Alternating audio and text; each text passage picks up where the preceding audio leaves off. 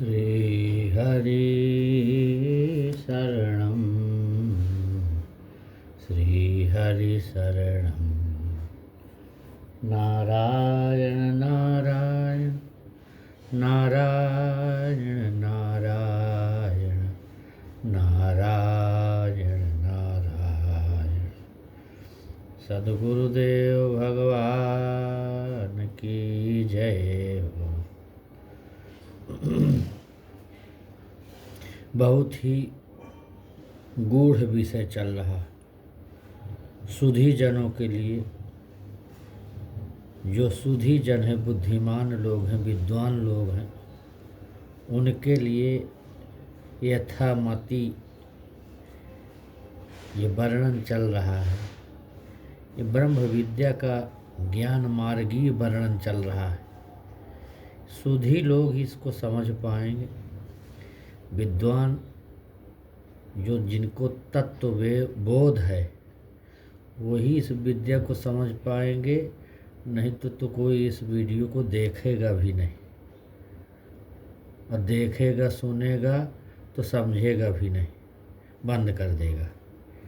तो जो बुद्धिमान लोग हैं वही ये सुन पाएंगे और आनंद उठाएंगे। तो यही मेरा प्रयास है कि इन गूढ़ विषयों को मैं लिए हूँ। आज मैं जो है आइतरेय उपनिषद की बात बताऊंगा।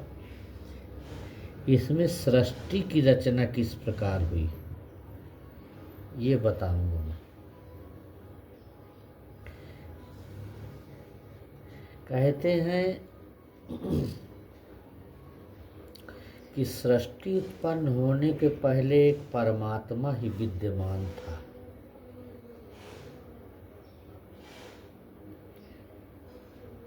उसके अतिरिक्त यद्यपि प्रकृति भी थी और अनेक जीवात्मा भी उस समय थे, तो भी ऐसा इस कारण कहा गया है कि अन्य कोई आँख झपकाने वाला जंतु विद्यमान नहीं था। वो सब बेहोशी हालत पर पड़े थे। परमात्मा ने सोचा कि मैं लोकों की रचना करूं।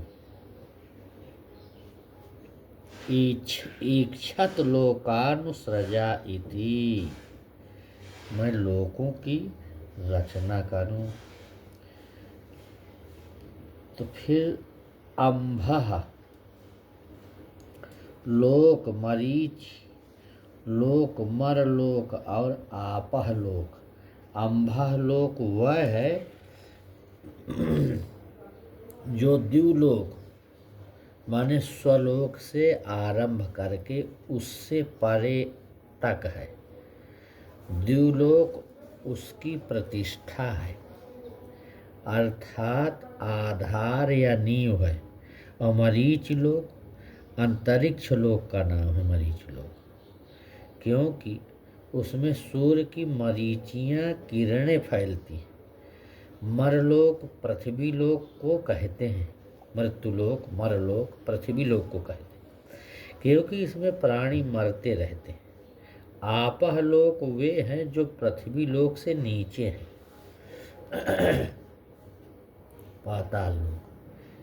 तो यहाँ आइतरेय ऋषि ने 4 लोगों की रचना बतलाई। वह किस प्रक्रिया से हुई इसकी बात मैं यहाँ पर बता रहा हूँ। सामान्यतः लोग तो 14 माने जाते। कौन कौन? भू, भुवः, स्वः, महा, जनः, तपः और सत्यम। ये 7 लोक भूमि से आरंभ करके एक एक के बाद ऊपर ऊपर हैं। अब इस प्रसंग में ऋषि ने भूलोक और भुवः लोक का नाम तो मरलोक और मरीच लोक के नाम से उल्लिखित किया है। शेष 5 लोक अम्भः लोक से ग्रहित हो जाते हैं क्योंकि अम्भः लोक स्वलोक से आरंभ करके ऊपर तक चला गया है। ऊपर बताए हैं अम्भा क्या है। तो 7 लोक भूलोक से नीचे माने जाते हैं, जिनका ऐसा है। नीचे के जो लोक हैं, अतल वितल सुतल रसातल तलातल महातल और पाताल, इन 7 का ग्रहण ऋषि के आपह लोक में हो जाता है, क्योंकि यहाँ कहा गया है कि पृथ्वी लोक से जो नीचे हैं वे आपह लोक हैं। ये ऐतरेय के ऋषि बताते हैं। ये 14 भुवन हुए और इसी में लोकपाल भी हैं। परमात्मा ने विचार किया, लोक तो ये बन गए, अब लोकपालों की रचना करूं।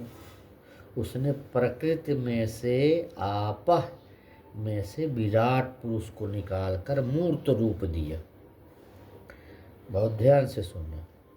उसे तपाया, तपने पर उसका मुख फटा, जैसे अंडा फूटता है तो मुख से वाणी निकली और वाणी से अग्नि निकली।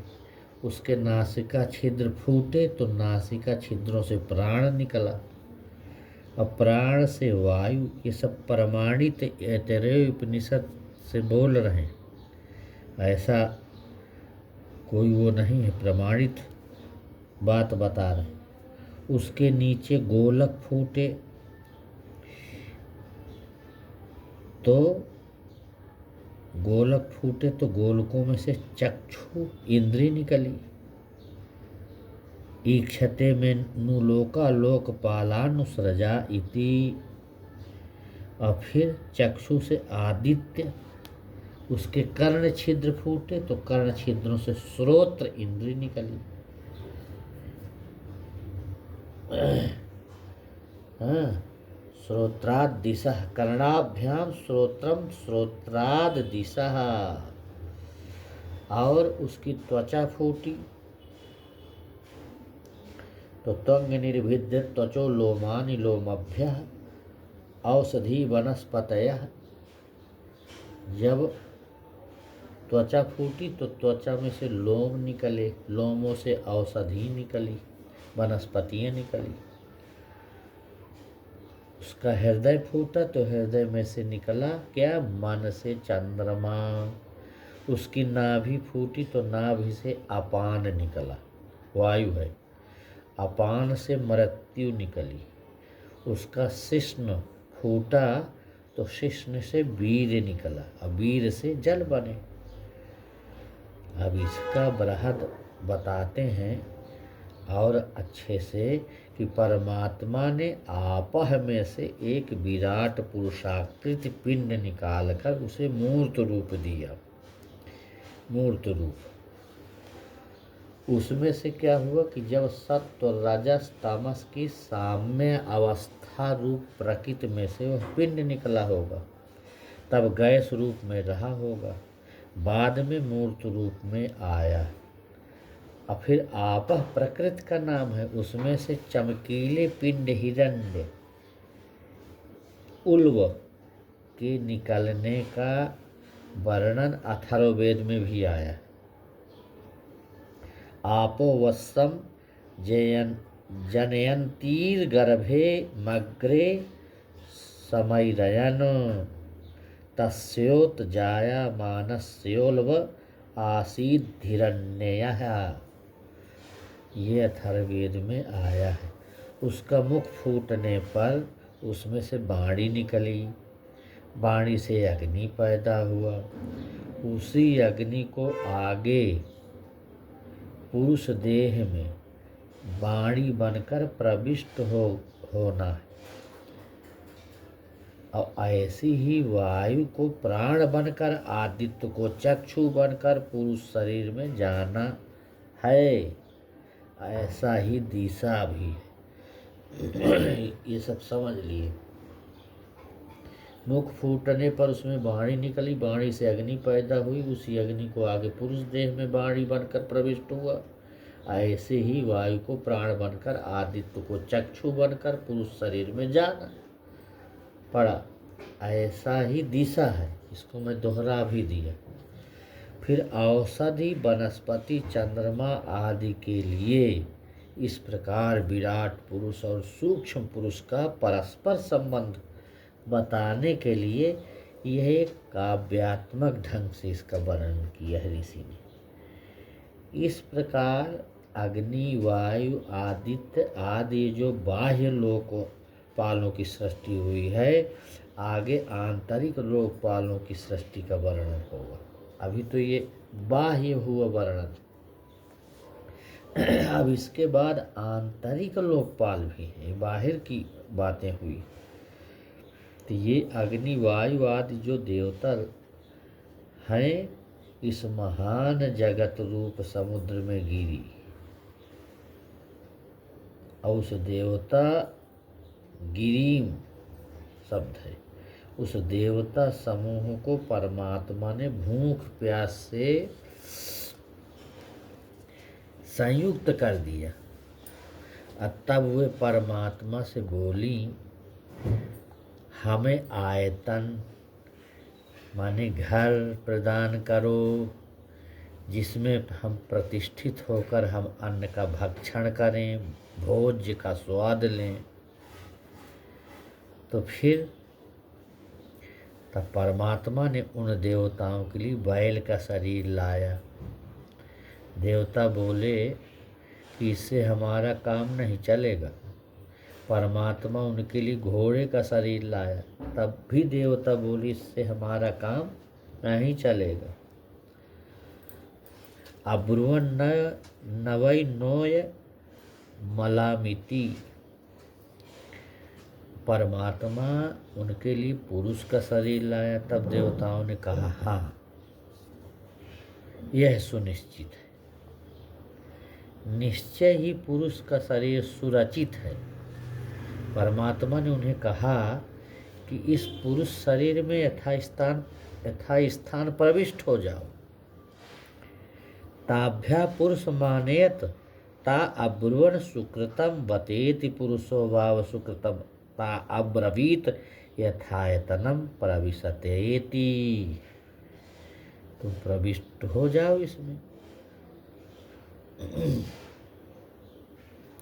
तब अग्नि वाणी बनकर मुख में प्रविष्ट हो गया, और वायु प्राण बनकर नासिका छिद्रों में प्रविष्ट हो गया, और आदित्य चक्षु बनकर नेत्र गोलकों में प्रविष्ट हो गया, दिशाएं श्रोत्र बनकर कानों में प्रविष्ट हो गई, औषधियाँ वनस्पतियाँ लोम बनकर त्वचा में प्रविष्ट हो गई, चंद्रमा मन बनकर हृदय में प्रविष्ट हो गया, मृत्यु जो है अपान बनकर नाभि में प्रविष्ट हो गया, जल वीर बनकर शिश्न में प्रविष्ट हो गए,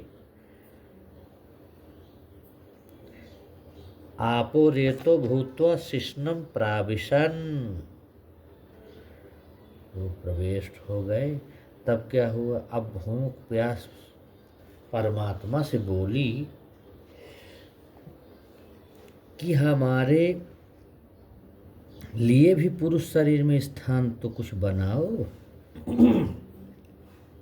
तब परमात्मा ने उन्हें कहा कि मैं तुम्हें इन्हीं देवताओं में थोड़ा हिस्सा बनाए देता हूँ, भागी बनाए देता हूँ।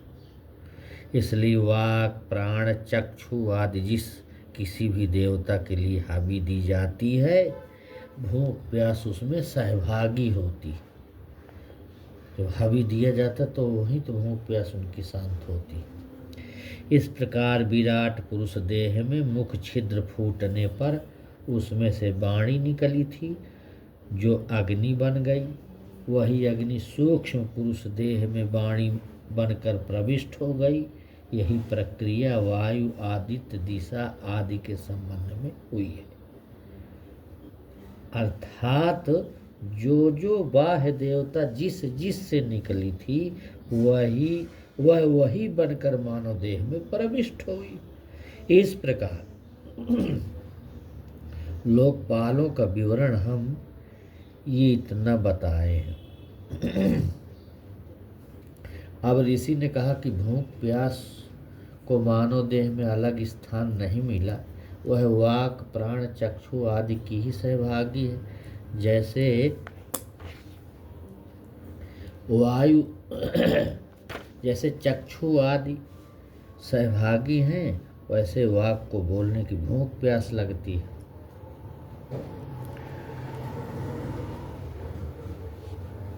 तो वाक को बोलने की भूख प्यास लगती, प्राण को सांस लेने की, चक्षु को देखने, यही उनका भूख है, यही उनका भोजन है।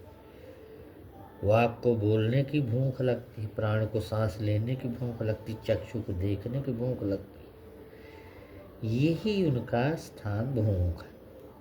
अब अन्न की उत्पत्ति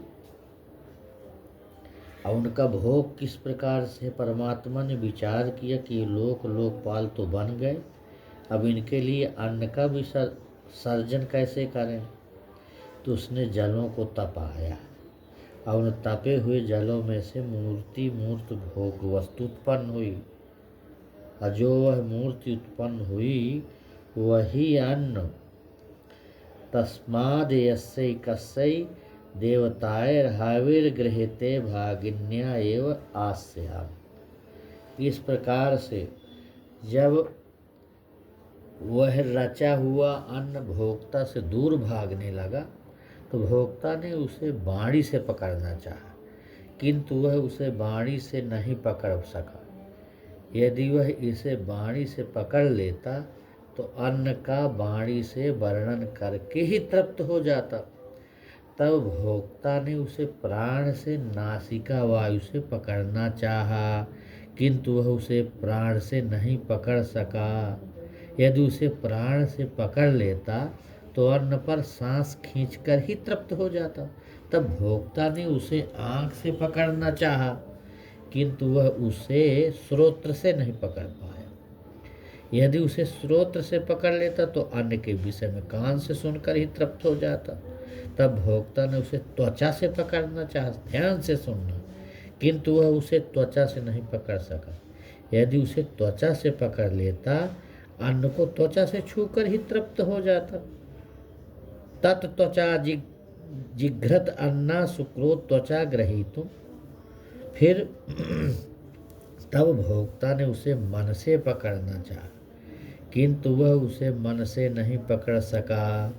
यदि उसे मन से पकड़ लेता तो अन्न का मन से विचार करके ही तृप्त हो जाता। तो इस प्रकार से भोक्ता ने उसे शिश्न से पकड़ना चाहा, किंतु वह उसे शिश्न से नहीं पकड़ सका। यदि उसे शिश्न से पकड़ लेता तो अन्न का विसर्जन करके ही तृप्त हो जाता।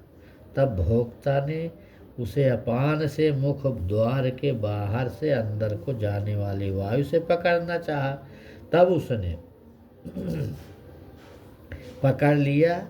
यह जो मुख द्वार का वायु है वही अन्न को पकड़ने वाला, अंदर ले जाने वाला है। इसका नाम वायु इसी कारण है क्योंकि यह अन्न को ग्रहण करने वाला है। तो इस प्रकार से ये शरीर में प्रत्येक इंद्रिय को अपना अपना कार्य करने के लिए बनाया गया है। उनमें से कोई भी दूसरे का काम नहीं कर सकती। अन्न ग्रहण करने के लिए परमात्मा ने अपान बनाया। अपान बाहर से अंदर की ओर जाने वाले का वायु का नाम है प्राण। अंदर से बाहर की ओर जाने वाले वायु को कहते हैं। इस प्रकार अब जो है बचा क्या, आत्मा। आत्मा ने सोचा कि ये शरीर मेरे बिना कैसे रह सकेगा, तो मुझे इसमें प्रवेश करना चाहिए। वह सोचने लगा कि किस मार्ग से प्रवेश करूं। फिर उसने विचार किया, यदि बोलना वाणी से हो जाता, यदि सांस लेना प्राण से हो जाता, यदि देखना आँख से हो जाता, यदि सुनना श्रोत्र से हो जाता, यदि स्पर्श त्वचा कर लेती, यदि चिंतन मन कर लेता, यदि अन्न ग्रहण अपान कर लेता, यदि विसर्जन शिश्न कर लेता, तो फिर मैं कौन हूँ, मेरी क्या स्थिति है। मेरे द्वारा ही तो ये सब अपना अपना काम करते हैं। तो इस प्रकार से यदि मनसा ध्यातम यद्यपाने नाभ्यपानितम यदि शेषनेन विशिष्टम अथ को अहमिति, मैं किस लिए हूँ। तो यह सोचकर सिर में विद्यमान ब्रह्मरंध्र की सीमा को फाड़कर और उस मार्ग से वह शरीर में प्रविष्ट हो गया। तो इस प्रकार से इस ब्रह्मरंध्र के द्वार को, ब्रह्मरंध्र के द्वार का नाम एक विद्रति है, बी उपसर्ग द्रविदारणे अक्तिन प्रत्यय है इसमें। तो इस प्रकार से अब आत्मा उसे पकड़कर, आत्मा जो है उसे फाड़कर उसके द्वारा प्रविष्ट हुआ जैसे, तो इस द्वार को एक नांदन भी कहते हैं। नदी समृद्ध आनंदित होना, नंद बोलते हैं कि आनंदित होना। नंदित अनेन द्वारेण गत्वा परस्मिन् ब्रह्मणि, ये इसका भाव है कि इसे आनंद के नाम से, क्योंकि यह मोक्ष के आनंद को प्राप्त कराने वाला द्वार है। इसी मार्ग से उत्क्रांत होकर जीवात्मा मुक्ति प्राप्त करता है। उसके 3 आवसथ माने निवास स्थान हैं। एक इंद्रियां, जब यह ज्ञान इंद्रियों से ज्ञान ग्रहण और कर्मेंद्रियों से कर्म कर रहा होता है, तो दूसरा मन, जब यह चिंतन कर रहा होता है। तीसरा हृदय है, जब यह आनंद प्राप्त कर रहा होता है। उसके 3 स्वप्न हैं, अर्थात त्रिविध विचार। एक जगत संबंधी विचार, दूसरे शरीर संबंधी विचार, तीसरे परमात्मा संबंधी विचार। अब जब आत्मा ने शरीर में जन्म लिया, तब उसने अनेक भूतों को, जड़ चेतन पदार्थों को देखा। तो देखा, यह सोचने लगा कि क्या यह जगत किसी अन्य के विषय में बोल बोल कर नहीं बता रहा है। उसने सारे संसार में परम पुरुष ब्रह्म को फैला हुआ देखा। उसने कहा कि इस जगत को जगत के संचालक रूप में मैंने देख लिया है। इदम आदर्शम सजातो भूतान बिभ्यक्षत किमिहान्यवावदिशति, माने इदम आदर्शम कहा, इसका कारण, इसका नाम ईदंद्र पड़ गया। ईदंद्र को ही इंद्र कहने लग गए, क्योंकि विद्वान लोग परोक्ष प्रिय होते हैं। अर्थात व्याकरण से जो सीधा शब्द बन रहा होता है, वो ऐसा न बोलकर रहस्यमय सा कर देते हैं, जिससे उसमें छिपे अर्थ की साक्षात प्रतीति नहीं होती। ऐसा वे इसलिए करते हैं कि चिंतनशील को ही रहस्यार्थ का बोध हो सके। ऐसे तो पुरुष के 3 जन्म हुए। आरंभ में पुरुष के अंदर ही गर्भ होता है, और यह शरीर जो वीर का स्थित रहना है, जैसे यह जो शरीर में वीर का स्थित रहना है, यही गर्भ है। और यह वीर सब अंगों का तेज है। इसके द्वारा पुरुष अपने अंदर ही किसी आत्मा को गर्भ रूप में धारण करता है। उस आत्मा सहित वीर को जब वह स्त्री के अंदर सिक्त करता है, तब स्वयं को जन्म देता है। यह इसका प्रथम जन्म है। यह है विज्ञान। अब पुरुष का वह वीर स्त्री के शरीर का भाग बन जाता है। जैसे उसके अपने अंग होते हैं, वैसा ही हो जाता है। इस कारण वह स्त्री को हानि नहीं पहुंचाता। स्त्री अपने उस अंगभूत वीर को पालती पोसती है। पुरुषे हा अयमादितो गर्भो भवति यदेतद रेतः तदेतत् सर्वेभ्यो अंगेभ्यस्तेजः संभूतम्। तो पालती पोसती है स्त्री, उसका लालन पोषण करने वाली रक्षण करने वाली होती है। स्त्री उस गर्भ को अपने अंदर धारण करके बढ़ाती है। वह गर्भस्थ कुमार का जन्म से पहले रक्षण पोषण करती है। उसका ऐसा करना आत्मा का रक्षण पोषण करना है।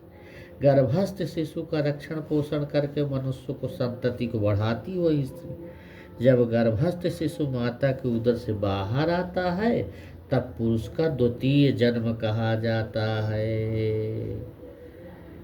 इस प्रकार से सा भावित्री भावित तव्या भवति तम स्त्री गर्भम बिभर्ति।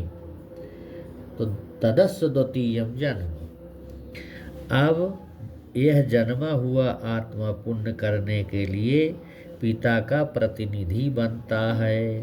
तब पुरुष का दूसरा अपना आत्मा जो कर्म कर्तव्य है उनका निर्वाह करके कृतकृत होकर वृद्ध हुआ इस लोक में विदा होता है। वह इस लोक से प्रयाण करके पुनः जन्म लेता है। वह पुरुष का भैया तृतीय जन्म है। सो अस्य आत्मा पुण्यभ्य कर्मभ्य प्रतिधीयते तदस्य तृतीय जन्म। इस प्रकार से 3 जन्मों की बात इसकी यहीं पर हुई। अब जो है इसी प्रकार से गूढ़ गूढ़ रहस्य एक एक चीज का रहस्य जो है बताया गया। अब यहीं पर हम इसको विराम दें।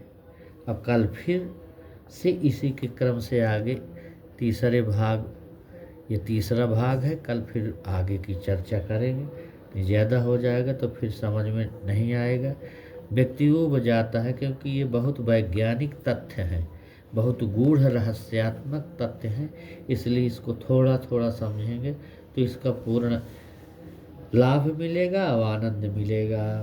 इसलिए आज यहीं तक, कल फिर आगे की चर्चा भगवत कृपा से करेंगे। तो आज यहीं विराम देंगे, कल फिर आगे का फिर ये वैज्ञानिक तथ्य हम फिर उजागर करेंगे। ओम शांति शांति शांति। ओम सद्गुरुदेव भगवान की जय।